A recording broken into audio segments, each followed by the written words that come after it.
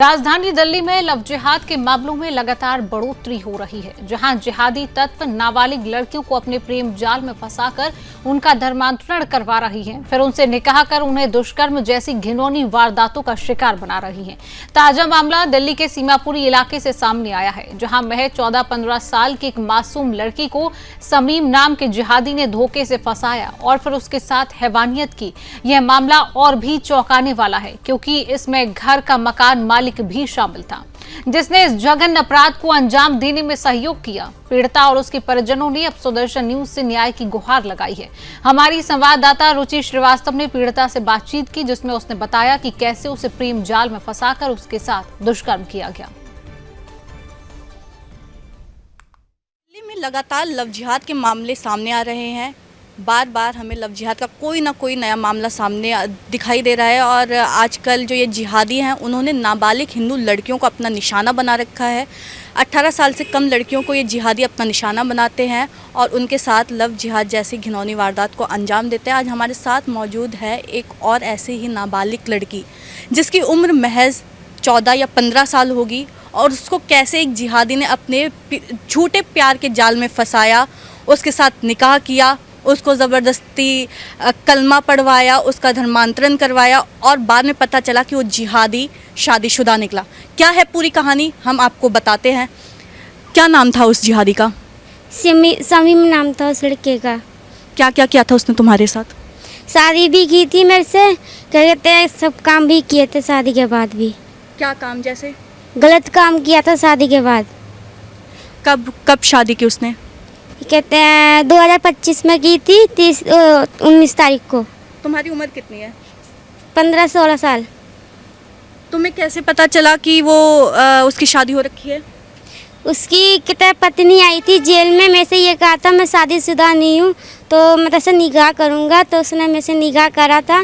जब मैं 3 महीने तक रही थी उस वहाँ पे। तुम्हारी उस लड़के से दोस्ती कैसे हुई? कैसे उसने तुम्हें अपने प्यार जाल में फंसाया? क्या बोल के तुम्हें किसने उस लड़के से मिलवाया? पहले तो हमें ये बताओ। हम उसमें रहते थे ना किराएदार के ऊपर, वो बुड्ढा है ना नीचे वाला, उसने मिलवाया था बुड्ढे ने। क्या बोल के? ये कहते हैं ये उसकी लड़की थी ना, तो उसकी लड़की मिलती रहती थी लड़के से, तो कहने लगी इसकी माँ मुसलमान है, इसके संग शादी नहीं करेंगे लड़की की।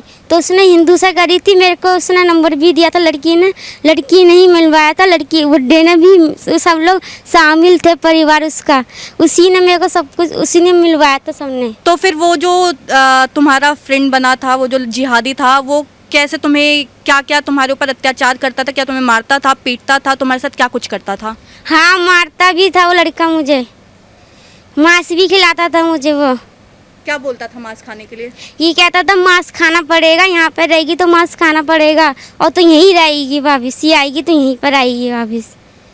मांस भी खिलाया था, मैंने मना कर दिया था, मैं नहीं खाऊंगी मांस, मैं नहीं खाती, मैं हिंदू हूँ।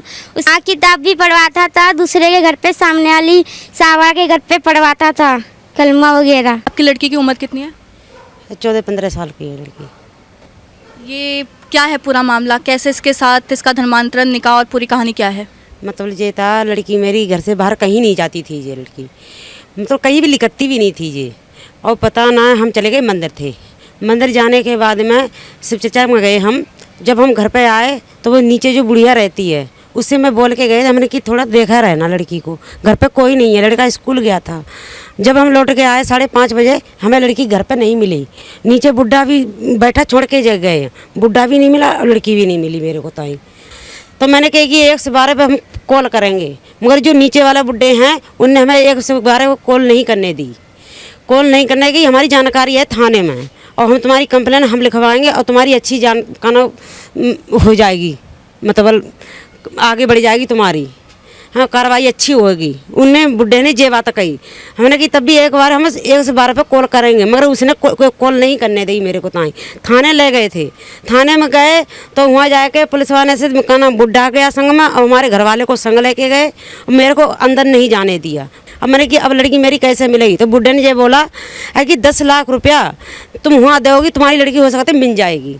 हमने कि 10 लाख रुपया, हमको खाने को 1 रुपया नहीं है, हमें 10 लाख रुपया हम कहाँ से लाएंगे? हाँ, फिर वो बुढ़िया बोले कि तुम्हारा मकान उकान हो वो बेच दो, कागज धर दो, मैंने मेरे मैं धर के मैं क्या करूँ, मेरे बालकनी के हाथ कट जाएंगे मेरे बच्चों के, मैं क्या करेंगे। मैंने सबके अकेला मैंने हाथ जोड़े, पैर पकड़े, मेरे किसी ने मदद नहीं करी।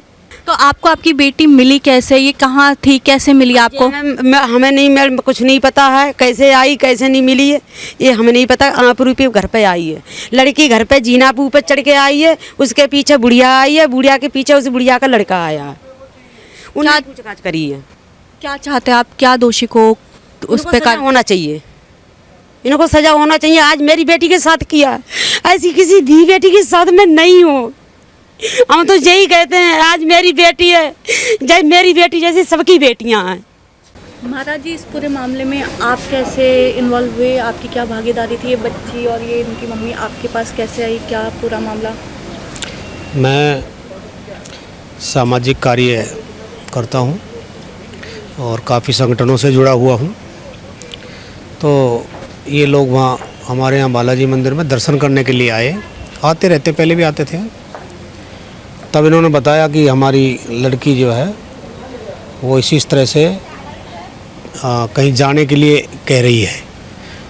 तो मैंने कहाँ जाने के लिए कह रही है कि अभी ये 3 महीने रह कर के आई है बाहर, और इस तरह से अभी भी जाने के लिए कह रही। तो मैंने लड़की से पूछी, मैंने बेटा कहाँ गई थी और कहाँ जाने की कह रही हो? तो कुछ बोली नहीं, लेकिन फिर माँ ने बताया कि ये कहीं चली गई थी। तब मैंने किसी मुसलमान के साथ तो नहीं गई, क्योंकि हमको इसलिए अंदेशा मुसलमान का है, बहुत सारे केस हम लोग सुनते रहते हैं। तब इसने लड़की ने बताया कि हाँ गई थी। तो फिर मैंने कहा आपका क्या इरादा है?